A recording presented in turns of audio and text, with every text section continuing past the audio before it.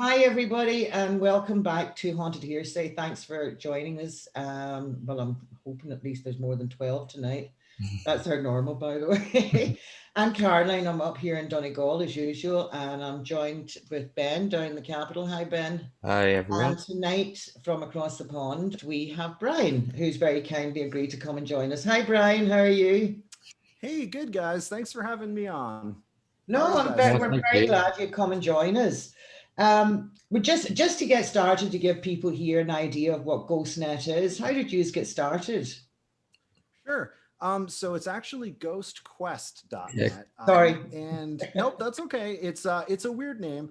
And it's kind of it all started as a website. And when I was younger, I used to like reading stories about, ghost stories that were based in my area. Like I'm from the United States and I grew up in a kind of a rural area called New Hampshire. It's kind of in the Northeast. It's New England. It's That's close to Salem Canada. country.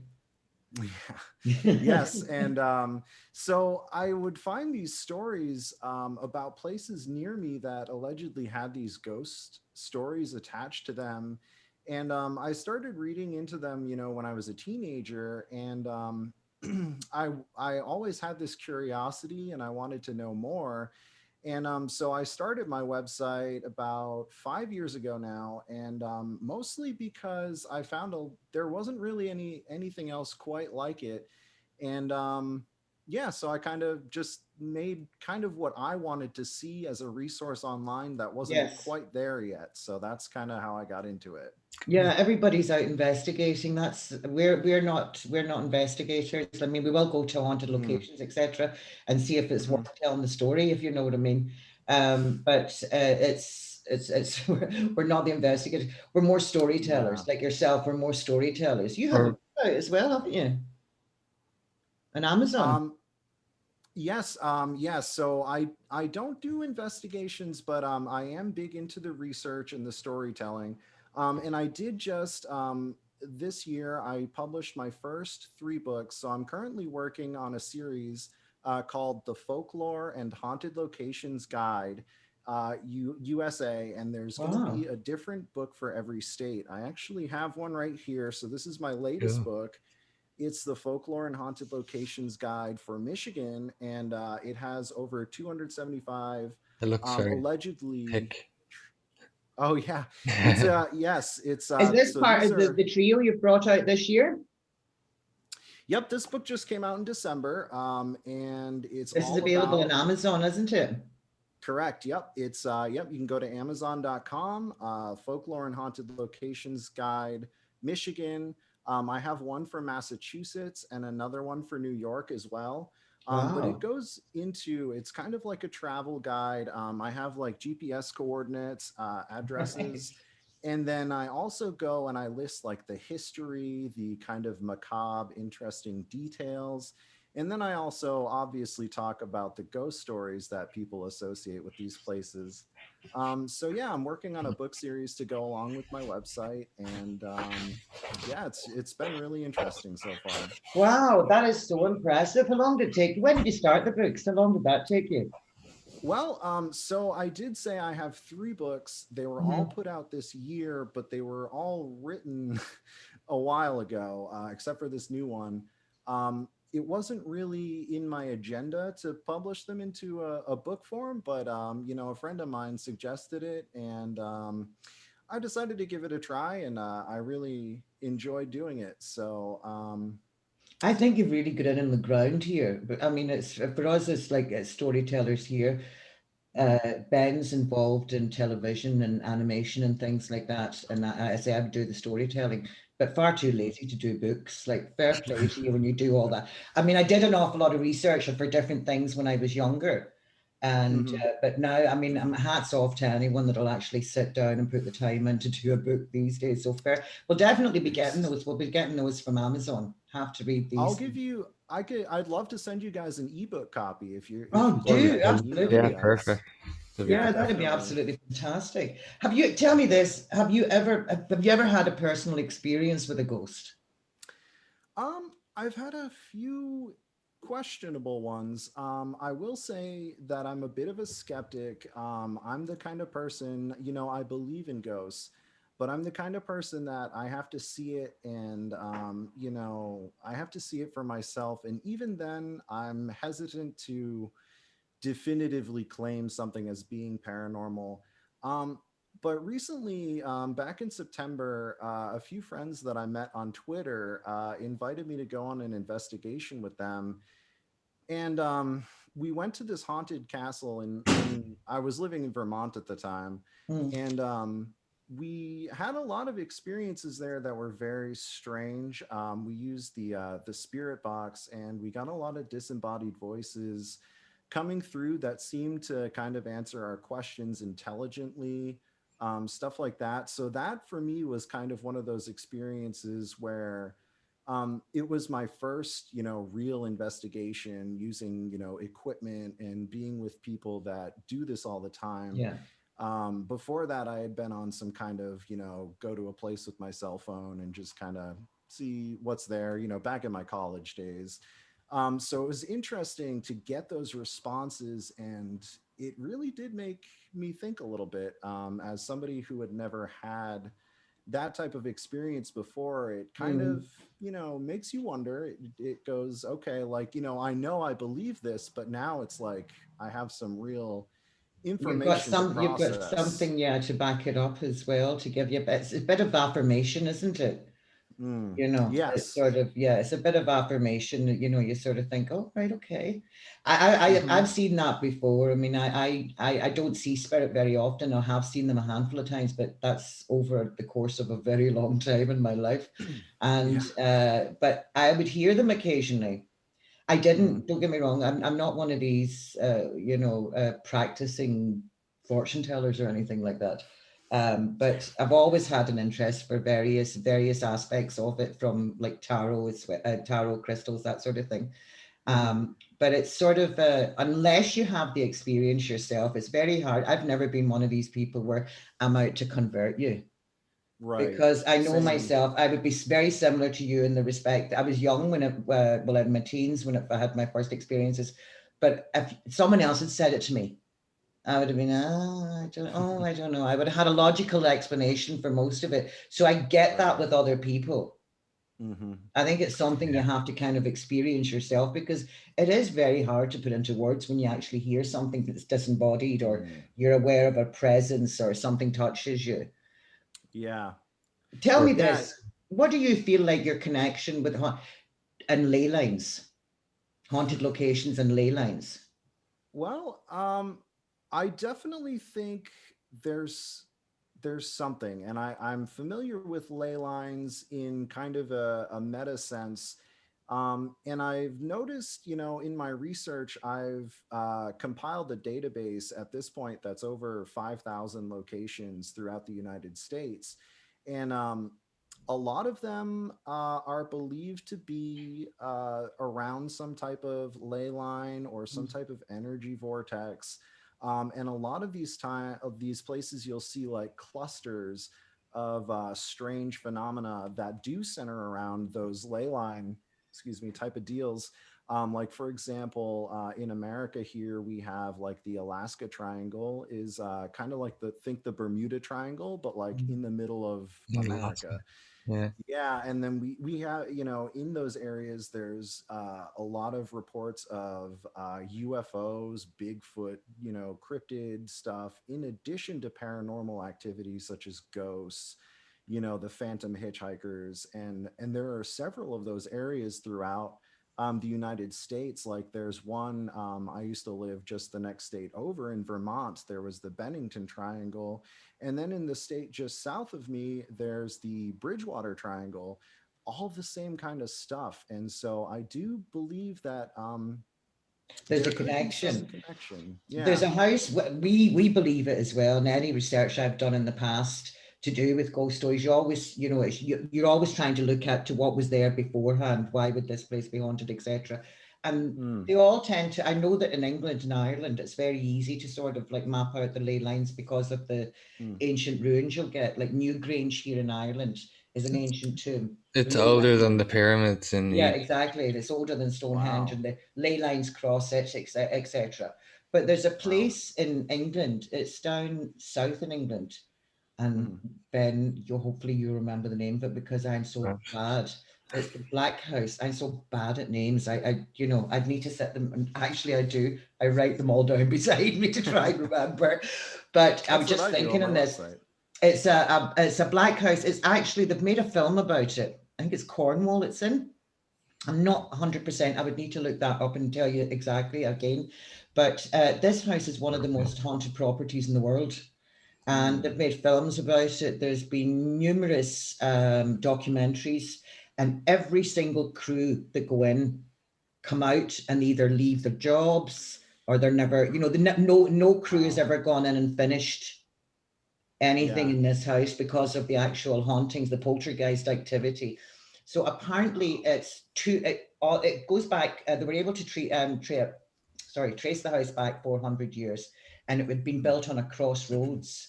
This was a new estate that was built maybe in the 70s, but it was over an old house that had been built on a crossroads, but it was also where they used to hang people. And it was exactly where two ley lines crossed right over as well. And apparently there was another battle or whatever in the 1400s quite near it. So there was a lot of death activity going around this particular, and this house just happened to have ended up as part of a housing estate, and it was built right on this. So the houses beside it, it's fenced off with police tape, and the houses on either side of it, the people there keep an eye on it so that nobody will go into it, etc. Nobody's lived in it since the 70s. Because of how haunted it is. It's in West Yorkshire. West Yorkshire, that's it. Sorry. It's called the Black House. Yeah. Now that is something you should research because we done like a brief research on it, and it was just you see the amount of programs. As I say, there was a film made about it. Yeah, there's a lot.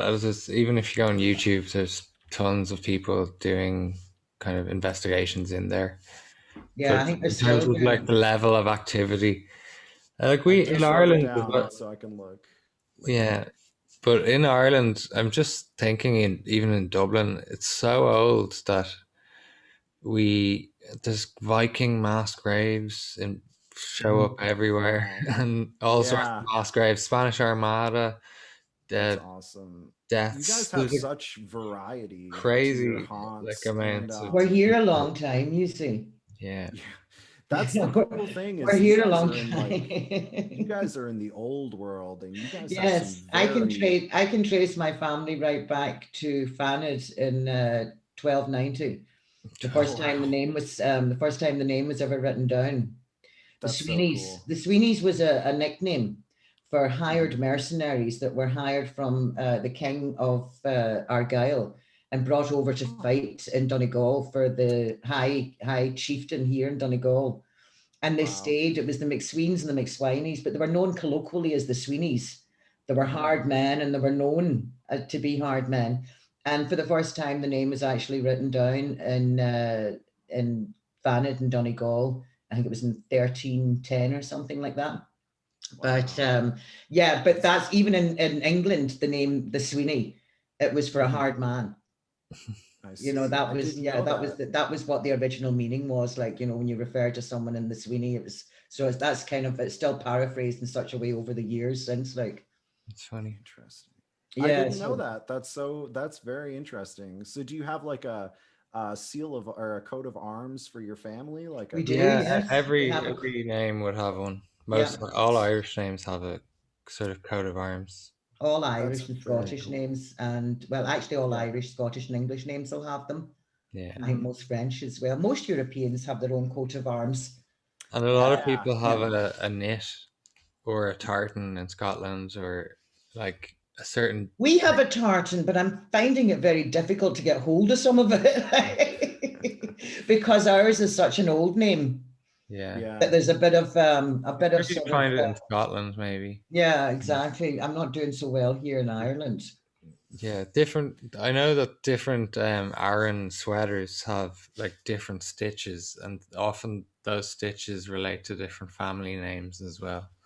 Well, do you know? I'm going to put. Do you know that the Arnett? That's the traditional jumper here in Ireland. The Arnett jumpers and sweaters. sweater that you'd yeah, see in a old movie or something about Ireland. yeah. Cliche farmer jumper. Right, like the Sweater. really fleecy wool ones. Yeah, Yes. yeah. Okay. Yep. That I do now. pattern actually originated in the mountains in Pakistan.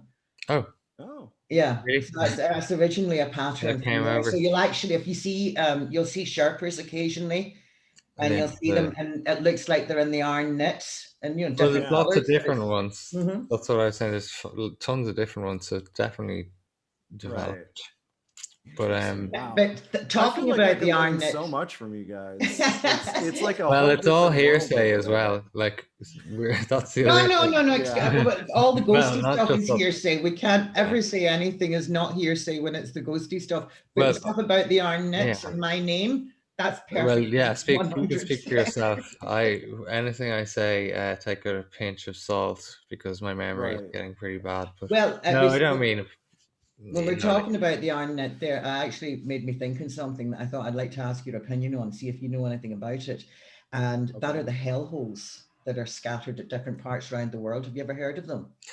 you should define hellhole a little bit more. Well, I think I know what you mean. like those big there's pits one that I just... think at what do you call it, Skinwalker Canyon. I think there's one there. I Okay. know that there's one outside Jerusalem. I know that there Yep, was one that's... found in Afghanistan, and I know that Yeah. Loch Derg Monastery here in Ireland was built Yeah. over the top of one. Right. That's where St. Patrick went to fight his demons, and Okay. this was known. It was known as a portal to hell. But the church actually built a monastery over it in the, what was it, 1200s? Oh, something, yeah. And they Yeah, filled in the 1200s. cave basically. Yeah. That Saint Patrick, who's the like patron saint of Ireland. Saint Patrick's Day is named after a Welshman, I believe. Was he Welsh? He was a Welshman. Yeah, he was a Welshman, and he was here as a serf. First of all, Yeah. people used to have fighting seasons here in the summertime, but they also used to hire workforces, like say down the south of the country, Cork and things like that would be nearer to Wales. So they would have hired workforces or men from Wales, whereas up and around the north of this country, we're closer to Scotland. So they would have hired workmen or fighters or mercenaries from Scotland. So you would have had an awful lot of that going over and back, where men would have been sent here to pay off a debt that their chieftain might have had with a chieftain here. So that was how St. Patrick came here, first of all. So he was a Welshman. So whenever he had finished his time and went back, he came back then here. But he didn't, it wasn't immediately to bring Christianity. It was just to help the people. He'd been spent so long here. But he did go out to fight his demons in this place at Loch Derg is now a very holy place. It's a pilgrimage for denominations of all sorts. It's not just a Catholic pilgrimage. There's people from all different walks of life come here. It's because of this is where he went to do his purgatory, according to the, like the church. And spent 3 days there with his ongoing battle with the devil. Yeah. Now, what we do know is that there was a portal there, and it's, well, I don't know if anything's bottomless, but nobody knew how deep it went. But I know then we know that the church built over it. People were doing a pilgrimage out there as well, and the church built over it. So you do, whenever you go out, it's like you have to fast for the first day, and you don't sleep. 3 days. 3 days, and you stay awake for 3 days. Yeah. Oh boy. Yeah, and you have to. Yeah. And then your inner demons come out, right? But you know something? I think you're still messing with some serious juju out there, even though the church built. It's the location. It's yeah. actually quite a sinister feeling place. It's on an island in a lake. So I think maybe it's more metaphorical as well. Like obviously there is a cave, and we found a map that has a cave, but how deep can you go in a lake, like without flooding it with water, so well, that's where the other caves come in as well, like the one that's outside Jerusalem.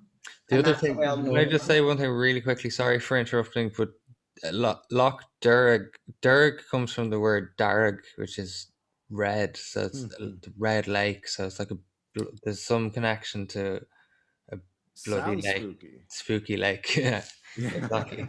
Sorry, Caroline, go on. Well, there is a connection now. There was the Sumerians were the first cartographers, the first map makers. And the Sumerians came here as far as Donegal. In fact, they're known to have come to Tory Island, which is just off of Donegal, and wiped out most of the people here then would have been known as the Numidians. and they lived. The whole island was covered in trees that time, so they would have lived along the coast. But this is Kirby, the ancient folklore of Ireland. Yeah, well, the Sumerians, fascinating. They were cartographers. They were map makers as well. And when they done a map of the world as they sailed around the world, well, the known world at that time, they marked Ireland was like this blob, and the only place they marked was the cave at Loch Derg. Oh. That's the only place the Sumerians marked, and they had caves like that marked all around Europe in different places. There was a film done in America. Now, Ben, you'll have to remember the name of this for me. A few years ago. I always forget it, but keep going. I'll look it up. It's based in New York, and this is where there's a connection to it. It's based in New York, and it was a detective in New York that hooked up with a Jesuit priest and ended up being involved with an exorcism, etc. But it started off with the man and his two friends had been serving in Afghanistan. And it shows you all this part in the film. Now, I mean, there's lots of poetic license in the film, but the basic gist of it is a true story where they're in a war situation where they're fighting. And apparently these three guys were like stand-up guys, you know, like sort of well decorated and everything. And there was an explosion in the desert area they're fighting in, and it exposed a stairway down into a cave. Oh boy. So they have gone down into this cave and they've taken pictures of it, and there's markings all over this cave. But the locals they were fighting with all buggered off. You know, so they knew something, right? Well, these three guys come out, they went back to their base and beat one of their fellow soldiers to death that night. They were all dishonorably discharged and went back to the States. And when they went back to the States, one in particular, his wife, mysteriously the following day went to the zoo in New York and threw her child into a pit, and a 2-year-old, 3-year-old child into the pit from the pram. And people had to go in and rescue the child.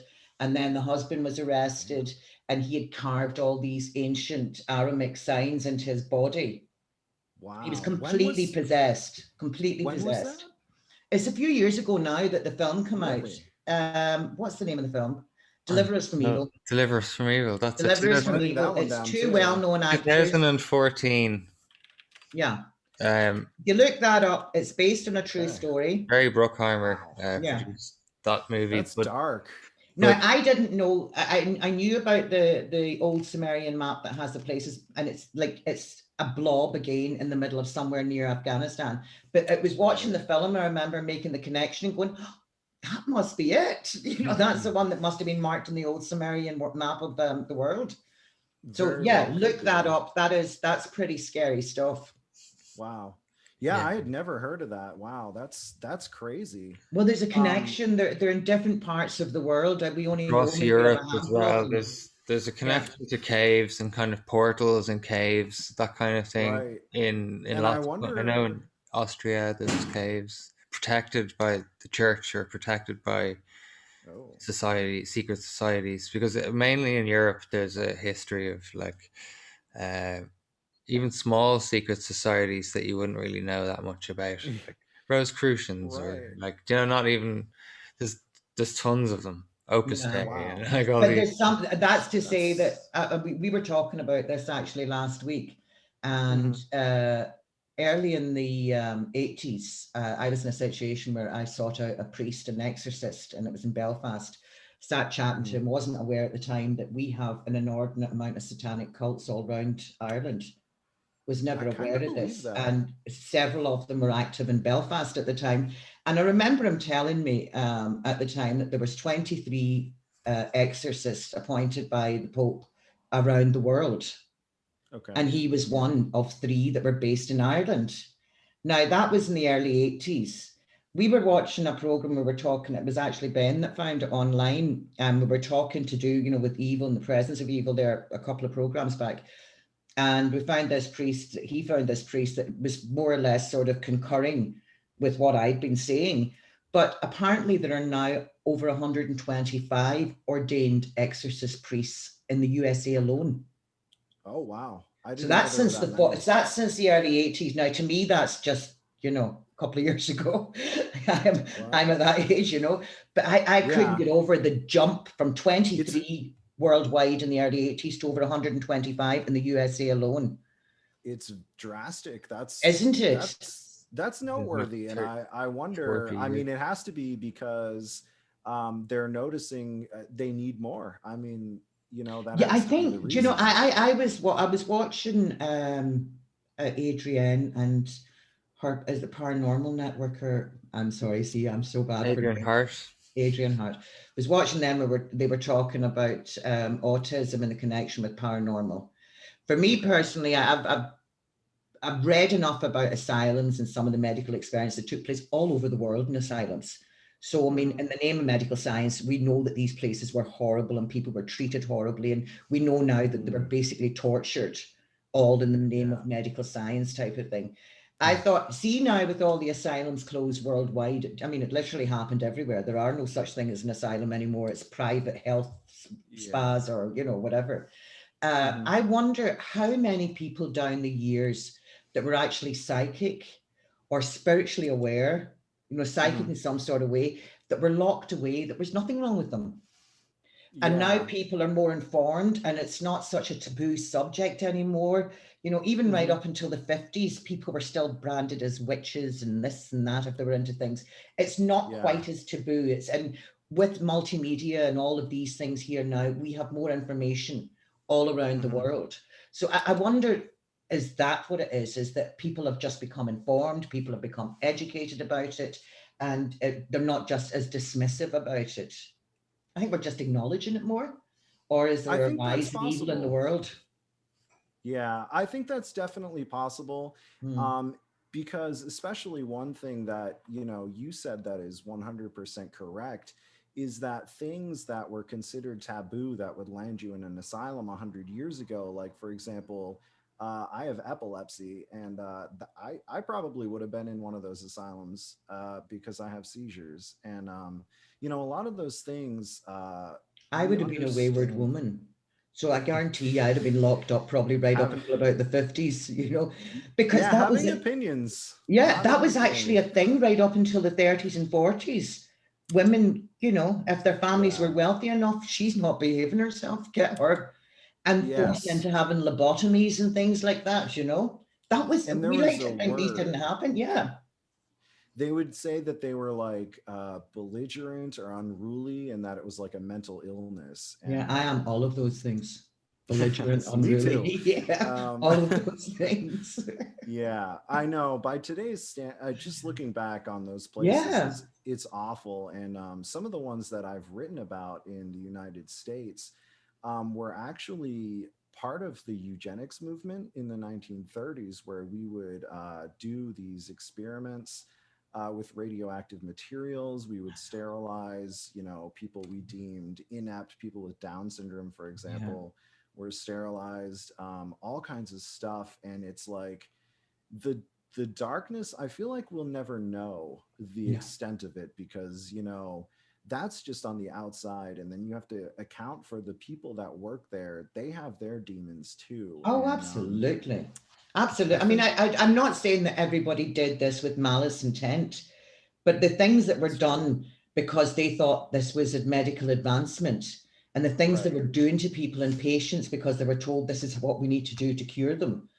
When we know now, looking back, I mean, hindsight's a wonderful thing. Don't get me wrong, there was plenty of places where the things were done with malice, but there is plenty of things. I mean, it was like shock therapy. Shock therapy in the 30s and 40s was barbaric. Agreed. Yeah. It's sort of or these putting people into ice baths. Yes, I mean, they torture sportsmen now for things like that. There was and it was like medications where they tended to sort of test medications out on people in an asylum before they would in an ordinary hospital. So, I mean, there was an awful lot of, and when on worldwide, it didn't happen in one country more than another. That happened in, sort of hospitals and asylums all over the world. We had a lot of institutional death, it seems, of babies. Oh, well, that's that's coming. That's a scandal. Have you heard of it? The known about scandal. There's a lot of basically what are they?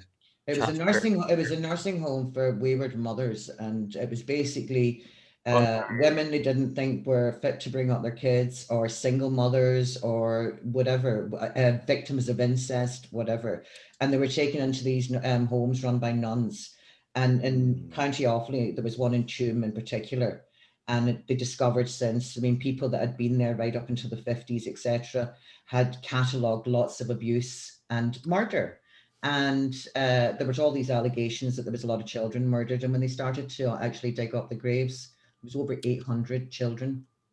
Wow. Baby, like children, babies, toddlers, kids, either died of starvation or abuse, and they were just thrown into pits.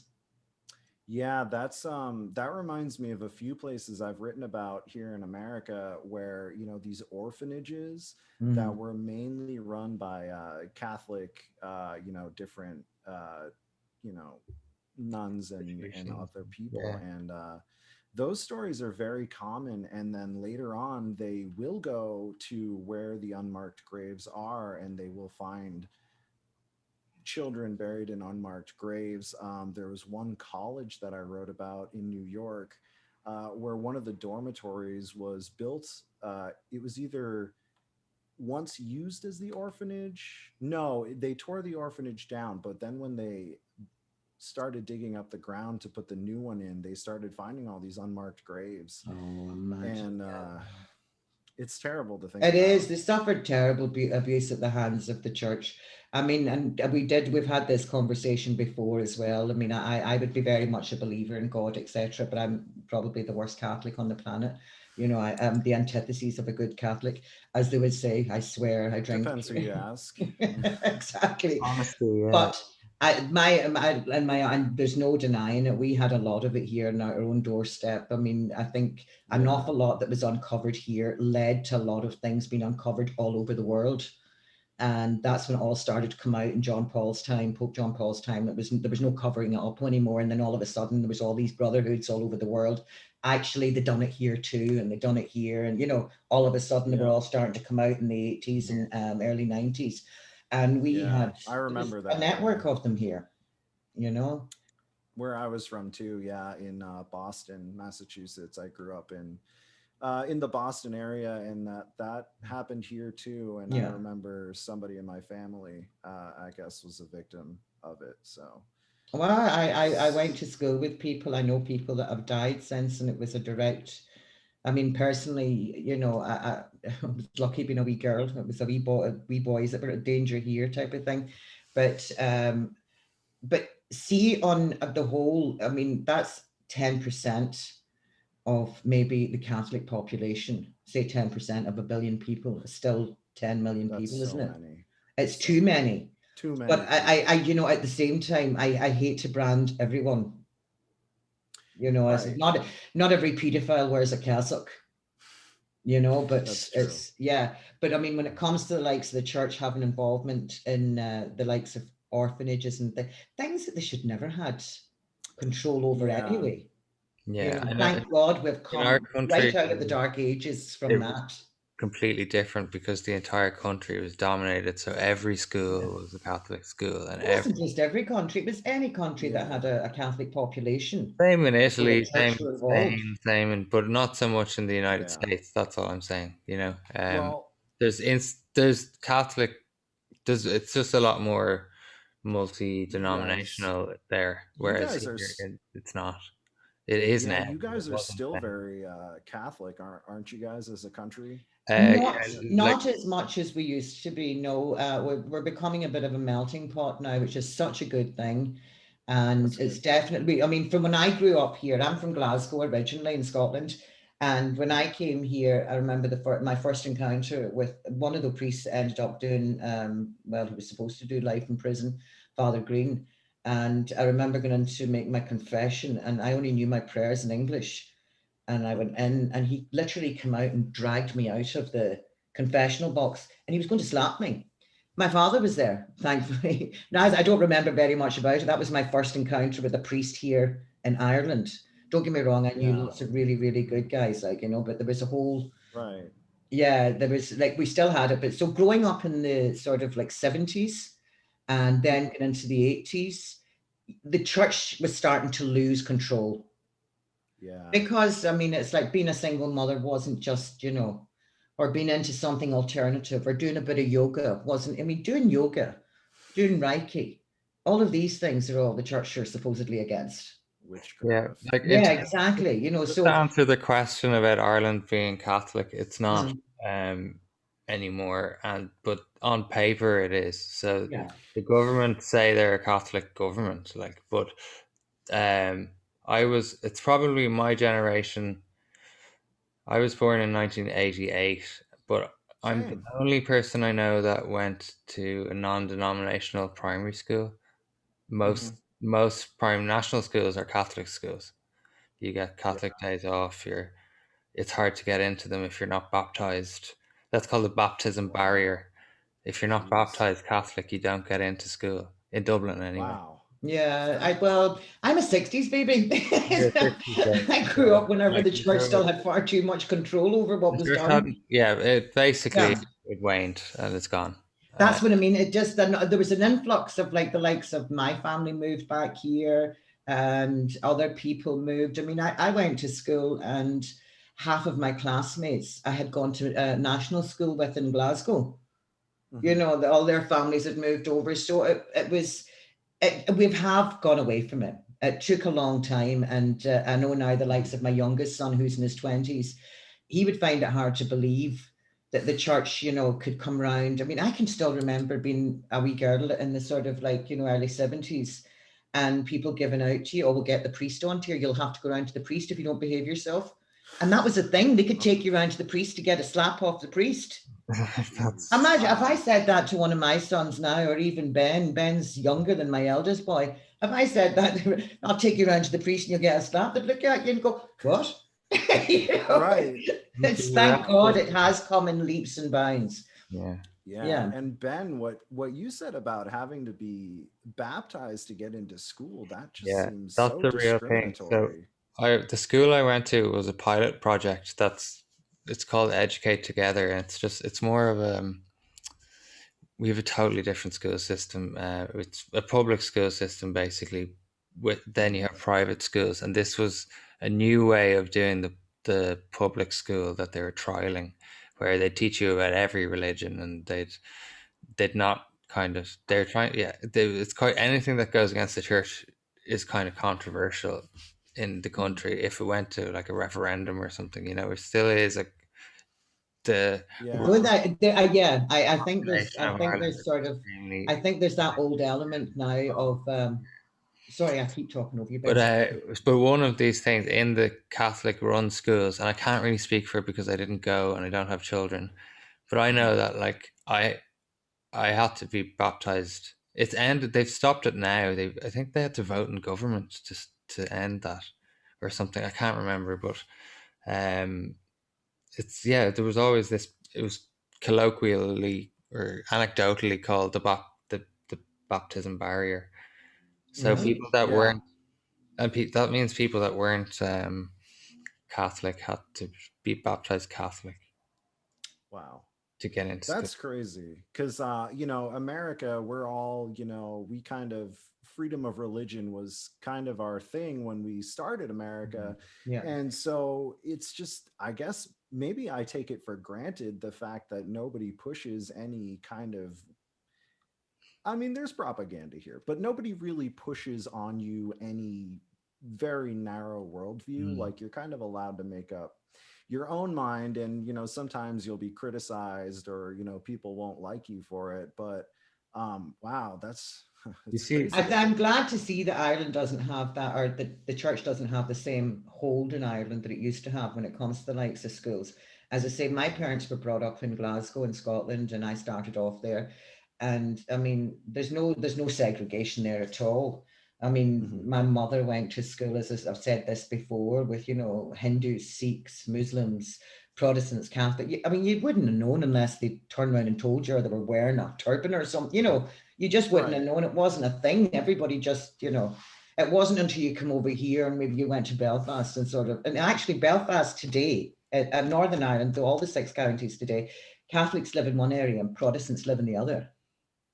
Really? Wow. Yeah, they don't live beside each other. It's completely segregated areas. So you've got one area that'll be covered in Union Jacks and one area that'll be covered in tricolours, but never the twain meet, as it were. And that's still today. Now, but to be honest, they also That's not where, I mean, where I live and where Caroline lives, it's completely different. Completely multicultural. Yeah. Not like no, but the 6 counties that are still occupied. That are not in the 80s. Do you know what I mean? Like Ireland's, like I have 3 of my uncles and aunts are mixed race because they're adopted, and my uncle said he's the only black person he ever knew in the 1980s. He grew up in Ireland, like, do you know what I mean? But he doesn't have any black friends whatsoever in then, like. Now it's different, but it does just, and we're a tiny population. We're the size of a small city in America, or 5 million people in the entire country. Where I grew up was kind of like that. It was, like I said, in New Hampshire in the middle of the woods. And I think when I was in high school, what's that? It sounds fabulous. Oh, it is. I love it. I love, my privacy, and, the woods are nice. I've always kind of found peace in nature, and, I like to go on walks and stuff like that. But these areas are what you would consider very redneck. I don't know if you guys are familiar with that. Yeah, we have them here too. Okay, good. We have them here too. We call them cowboys here. What are they called? Cowboys. Cowboys. All right.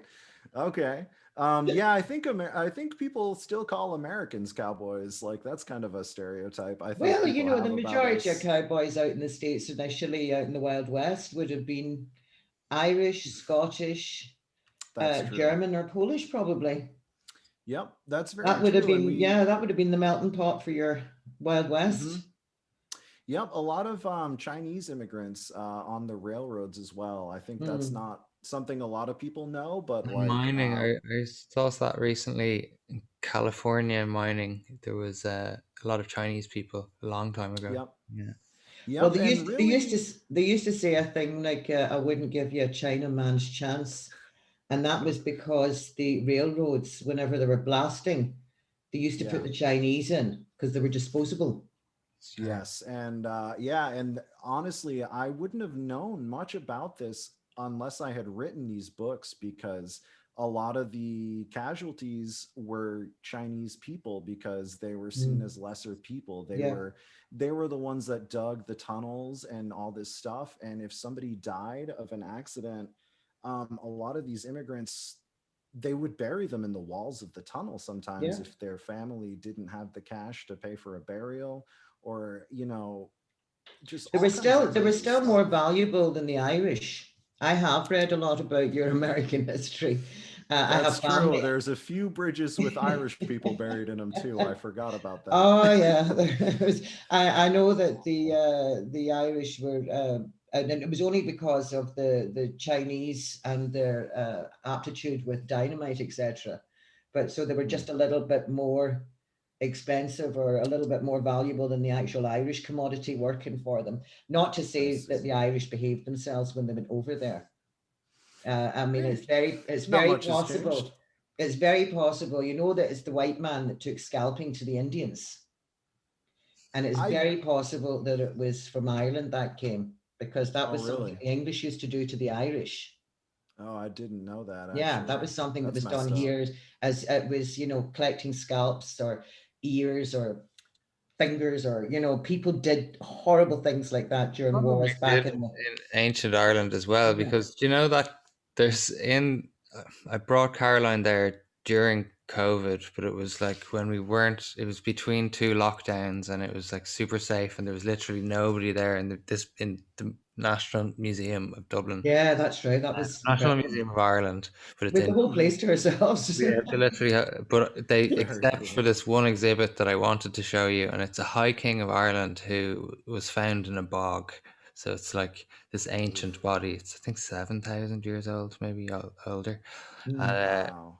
But he had his nipples cut off as a back then they used that was the sort of thing that was done. Yeah, whether it came, whether it came with the Celts across Europe and it was something that they did, or whether it was but it's definitely the scalping came from Europe to America. It wasn't the Indians. Serial killer kind of stuff right there. That's like some Jeffrey Dahmer. Most of your biggest Wild West baddens, what would you call them? Baddies or I don't know, legends? Outlaws, maybe? Legend. Most of them, most of them were Irish. Billy the Kid, now it was rumored for a long time that he was, but he wasn't. But Billy the Kid was actually multilingual, and he could speak several languages, and that's why he got along with an awful lot of people. But he could also speak Gaelic fluently, so he always had the Irish on his side because he could understand them. He could speak Polish apparently as well, and there was something else I remember reading. I thought, that's one smart guy. But wow. So this is Billy the Kid. So that was like, I mean that was sort of like forward thinking back in the day. You know, these guys look like they'll help me, so I must learn their language, as it were. But a lot of those bad habits were definitely networking before the internet. Brian, I haven't covered half of what I wanted to ask you. That's okay. So, would you come back on and talk with us again? Anytime, yeah. I was really looking forward to this because I love European ghost stories, and you guys have like the Blarney Castle. I've heard that is haunted, and I was so looking forward to this conversation, and it absolutely lived up to my expectations. The other thing is we're chatterboxes, and we love interrupting each other. It's just same here, but I was so interested. I just let you guys talk. Well, and I personally, I've worked in one haunted castle, but Ben's done a couple of programs in various haunted castles. In Ireland. Charleville Castle. There's just so many of them. We've been to parties in castles. Come to Ireland. There's one every few miles, really. Yeah, it's on my bucket list. Definitely. And if you do come, Ben's house in Dublin, we've discovered it's haunted. I stayed in it during that time. We went to and seen a spirit the first night I was there, and he got himself one of these spirit box things and started getting voices. It was saying things, and I was like, I don't know how much I believe this or not. But then I started feeling things, and my cat does this thing now. I didn't even tell Caroline this. In the part of the room that I thought I saw something, like a whisper or something like smoke, the cat does standing up an end. Yeah, it like a kind of cliche. Tell him whose house it used to be, though. It's now I'm not 100% sure about this because I read that a Canadian embassy down the road also was this guy's house, but he was one of the revolutionary leaders in Ireland in the last revolution, which was the 1916 revolution. And he's executed by the British. Padraig Pearse is his name. Padraig Pearse is one of our most famous Irish revolutionaries from the Irish Rebellion. Yeah. Wow. And you live in his house. One of his houses, the house that he lives in. He definitely lived in a lot of places for sure, because he was a teacher and he owned a big school, and there was but I'm in an apartment block, and I suppose it's not a hallway. It's like the house was adapted into apartments. Yeah, and one of those big old Victorian houses. There's a lot of that's kind of where I live too. Yeah, it's like a 4-apartment building, old house. And it looks like a museum. They've got it done up like pictures on the wall, kind of museum, all that kind of revolution. And they have a plaque outside. So come to Ireland, Dublin. There's lots of history everywhere to go to that are haunted. If I do, I'd love to have you guys show me around. Absolutely. But we're going to get you back on here anyway, because I do have a lot more that I want to ask you. And I love the fact that we're having I love the fact that we have a connection with a storyteller in America. We wouldn't have been able to do any of this if it wasn't really for the pandemic. No, we wouldn't have thought to do it, to make connections overseas and talk to people at all.